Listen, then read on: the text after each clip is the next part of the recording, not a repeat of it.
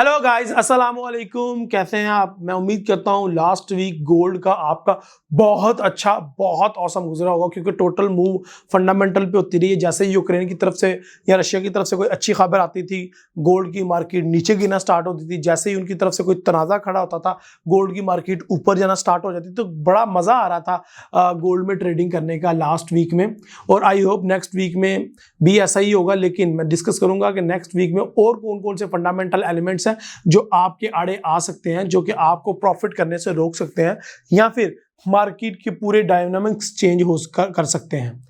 और last week हमारी जो सिलसिला स्टार्ट हो गया अल्हम्दुलिल्लाह सुम्मा अल्हम्दुलिल्लाह, फेसबुक के ऊपर और यूट्यूब के ऊपर मीम्स का, फॉरेक्स उस्ताद फनी पोस्टों का, वो आपको कैसा लग रहा है उसके बारे में आपने कमेंट ज़रूर बताना है। क्या आप चाहते हैं कि फॉरेक्स उस्ताद इस तरह के फ़नी फॉरेक्स के रिलेटेड मीम्स, फ़नी कोटेशंस और फ़नी पोस्टें आपके साथ शेयर करता जाए जो कि ट्रेंडिंग हो? तो देर किस बात की, तो शुरू करते हैं my dear friends. My name is Raheel Nawaz and welcome to forex.com।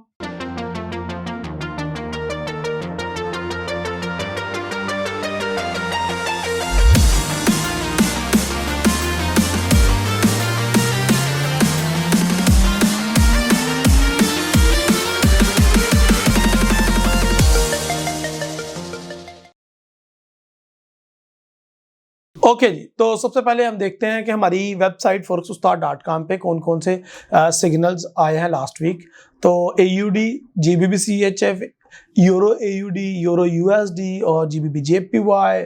वाह वाह वाह, too much signals in my website. And commodities के गोल्ड का सिग्नल हमने दिया है, एंड इसके अलावा क्रिप्टो के सिग्नल्स भी काफ़ी ज़्यादा हैं। चलिए, ये तो सिग्नल्स होते रहेंगे। शुरू करते हैं आज का पोस्टमार्टम मार्केट का। सबसे पहले आपको पता है हम देखते हैं कि मार्केट में कौन कौन से फंडामेंटल्स पहलू हैं जिनको हमने देखना होता है। मंडे को वैसे ही कोई बड़ी न्यूज़ नहीं है, और AUD की मॉनेटरी पॉलिसी मीटिंग है जी, इसको देख लेते हैं। इसके अलावा PPI month by month USD की है जी, मंगल वाले दिन शाम 5:30 बजे। इसके अलावा बुध बहुत इंपॉर्टेंट डे है, और बुध वाले दिन ऐसी न्यूज़ हैं जो कि मार्केट का जो है वो पलड़ा चेंज कर सकती हैं, मार्केट का रुख चेंज कर सकती हैं, जिनके अंदर कोर रिटेल सेल और retail sale month by month.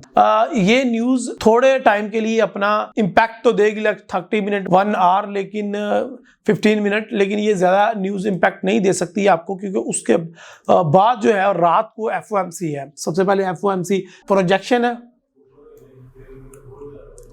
FOMC statement है, एंड FOMC प्रेस कॉन्फ्रेंस है। और आपको पता ही है, जब इतनी बड़ी बड़ी दिग्गज न्यूज़ें आने वाली हो तो छोटी न्यूज़ की क्या वैल्यू है? कोई वैल्यू नहीं है। तो कोर रिटेल सेल इतनी छोटी भी नहीं है, लेकिन उससे बाद पूरी की पूरा एक चेन ही डिफरेंट होने वाली है। इस वजह से इस न्यूज़ की बहुत ज़्यादा अहमियत है। मैं आपको रिकमेंड करूँगा कि ये देखें, इस दफ़ा डाटा जो है यूक्रेन और रशिया की वार की वजह से डाटा है हॉकिश आएगा, ये उम्मीद है। तो more hawkish than expected is good for currency, आपके सामने ही है, ये देखें। तो ये हॉकिश आने के चांसेस हैं, प्रोजेक्शन हॉकिश ही होगी। तो अगर प्रोजेक्शन हॉकिश होती है और गोल्ड जो है और डॉलर मजबूत होता है तो गोल्ड नीचे गिरेगा। लेकिन जो FOMC स्टेटमेंट है ये इंपॉर्टेंट है जी। और जो उसके बाद आपके सामने प्रेस कॉन्फ्रेंस है। देखें, एक projection I, for example election हुए, वोटिंग हुई और रिजल्ट आया कि जी फलानी पार्टी जो है वो विन कर गई है। लेकिन क्या अवाम ने उसको एक्सेप्ट किया या नहीं? हो सकता है अवाम कहे कि ये टोटल फ्रॉड इलेक्शन था, चीटिंग हुई है, हम उसको कबूल नहीं करते। तो उस इलेक्शन की कोई क्रेडिबिलिटी या वैलिडेशन नहीं रह जाती। इसी तरह यहाँ पे भी इकोनॉमी की प्रोजेक्शन देना, स्टेटमेंट देना, it's different, very huge impact इसका ही होता है। बट उसके बाद प्रेस कॉन्फ्रेंस में जब आपके सहाफ़ी बैठते हैं सामने और पूछते हैं और सवाल उठाते हैं, तो बायर अपना माइंड और सेलर अपना माइंड बना रहा होता है कि यार ये जो इन्होंने प्रोजेक्शन दी है ये रियलिस्टिक भी है या नहीं है। यूक्रेन रशिया की वार चल रही है और ये हो रहा है, वो हो रहा है, इकोनॉमी नीचे जा रही है, चीज़ें दिन ब दिन महंगी हो रही हैं, ऑयल जो है वो शॉर्ट हो रहा है, तो ये जनाब किसी और ही दुनिया की प्रोजेक्शन दे रहे हैं। तो हो सकता है वो बायर और सेलर के माइंड में वो चीज़ ना बैठे, और जो हमारे सहाफ़ी हैं वो उसको एक्सेप्ट ना करें और उसके अगेंस्ट क्वेश्चन पूछे। तो प्रेस कॉन्फ्रेंस में टोटली मुद्दा चेंज हो जाता है। और तो आप देखते हैं जब प्रेस कॉन्फ्रेंस होती है 11:30 बजे है, तो मार्केट बहुत ज़्यादा वोलेटाइल हो जाती है। फॉर एग्जांपल इकोनॉमी प्रोजेक्शन और एफओएमसी स्टेटमेंट के एक तरफ आई है और मार्केट, फॉर एग्जांपल गोल्ड बहुत ज़्यादा नीचे गिरा है, लेकिन जैसे ही प्रेस कॉन्फ्रेंस स्टार्ट हुई है तो प्रेस कॉन्फ्रेंस के क्वेश्चंस के साथ साथ ही मार्केट बुल रन में जाना स्टार्ट हो गई है। तो ऐसा होता है, तो ये आपको देखना पड़ेगा। देखें, सबसे पहली चीज़ जो आपको देखनी है वो न्यूज़ के ऊपर आपने लाजमी नज़र रखनी है। उसके अंदर हमारा सबसे पहले फॉरेक्स उस्ताद का यूट्यूब चैनल है जो आपको न्यूज़ इंशाल्लाह पूरे टाइम पे पहुंचाएगा। और दूसरे बाद हमने एक और चैनल रिकमेंड किया था लास्ट वीक, ये वाला चैनल था। और एक और चैनल मैं आपको रिकमेंड कर देता हूँ जो चैनल ज़्यादा अच्छे तरीके से और बड़ी बड़ी न्यूज़ बड़ी फास्ट दे रहते हैं, वो ये चैनल है। तो ये बंदा भी बड़ी फास्ट न्यूज़ दे रहा होता है। और आपको फिर उसके बाद BBC Urdu, voice of America, और इसके अलावा इंडिया के कुछ चैनल हैं वो, और कुछ अमेरिकन चैनल हैं वो फॉलो कर लें आप। जिस तरह के ब्लूमबर्ग है, investing.com है, फॉरेक्स फैक्ट्री है, इनको आप लाजमी जो है वो फॉलो करें और इनको मुसलसल देखते रहें। तो इन चीज़ों के ऊपर नज़र रखनी है। और सबसे इम्पोर्टेंट चीज़, आपको यूक्रेन और रशिया की वार के ऊपर बहुत नज़र रखनी है, क्योंकि आपको पता है लास्ट वीक उधर से बयान आता था जी कि यूक्रेन ने मान लिया कि जी अब हम नेटो का हिस्सा नहीं बनेंगे, तो गोल्ड नीचे गिरा धड़ाल। मैं दिखाता हूँ चार्ट पे आपको दिखाता हूँ। यहाँ पे देखें, जैसे ही यूक्रेन ने एक्सेप्ट किया कि यस हम लोग पार्ट नहीं बन रहे नेटो का, तो मार्केट कैसे नीचे गिरी है। 2060 से मार्केट ऑलमोस्ट 1988 पे गिरी है। उसके बाद अगले दिन फिर यही हुआ। अगले दिन रशिया ने कह दिया कि जी हम जंग नहीं चाह रहे, हम भी चाह रहे हैं कि अमन से, तो मार्केट कैसे नीचे गिरी, ऐसे नीचे आई। फिर उसके बाद कोई और डेवलपमेंट हो गई या कहीं धमाका हो गया तो मार्केट फिर ऊपर जाके उसने क्लोजिंग दी। तो ये टोटली फंडामेंटल चल रही थी मार्केट और बड़ा मज़ा आ रहा था लास्ट वीक इसके ऊपर ट्रेड करने का। एनीहो, तो ये एफओएमसी बहुत इंपॉर्टेंट है। आई स्ट्रांगली सजेस्ट यू के FOMC economic projection, FOMC statement और federal fund rate and FOMC press conference के ऊपर आप गहरी नजर रखें और रात को ट्रेडिंग ना करें, अगले दिन सुबह ट्रेडिंग करें। जुमेरात को आप ट्रेड करें गोल्ड के ऊपर, इंशाल्लाह आपको मजा आएगा। ये एक्सेप्शनल केस था रशिया और यूक्रेन वार, उसको छोड़ दें। उसके बाद हमारी न्यूजीलैंड की क्वार्टर बाय क्वार्टर न्यूज़ है, एयूडी की न्यूज़ हैं, इसके अलावा पाउंड की न्यूज़ हैं। देखिए ये अपना रेट हाइक पहले कर चुके थे पाउंड, लेकिन ये है कि अभी जो वार की वजह से सिनेरियो टोटल चेंज हो रहा है। फ्राइडे को कोई खास न्यूज़ नहीं है। रिटेल सेल और कोर रिटेल सेल कैड की है जी, और होम सेल है, ये इतनी इंपॉर्टेंट नहीं है। चलें अब हम चार्ट की तरफ बढ़ते हैं। यार वीडियो को पूरा एंड तक देखा करें, आपको वीडियो में बहुत ज़्यादा चीज़ें लर्न करने को मिला करेंगी इंशाल्लाह। तो अगर आप यहाँ पे देखें तो एक राउंडिंग टॉप बनता हुआ नज़र आ रहा है हमें, ये भी एक पैटर्न है मंथ में, और डबल टॉप भी है, तो ये भी एक पैटर्न है। तो ये दोनों पैटर्न हमें बता रहे हैं कि गोल्ड जो है वो अब अपनी पीक पे पहुंच चुका है। अब डबल टॉप मंथली में बता रहा है, तो आने वाले कुछ मंथ अगर जंग खत्म हो जाती है, रूस यूक्रेन की जंग खत्म हो जाती है, तो आने वाले कुछ जो हमारे मंथ हैं वो कुछ इस तरह के होने वाले हैं।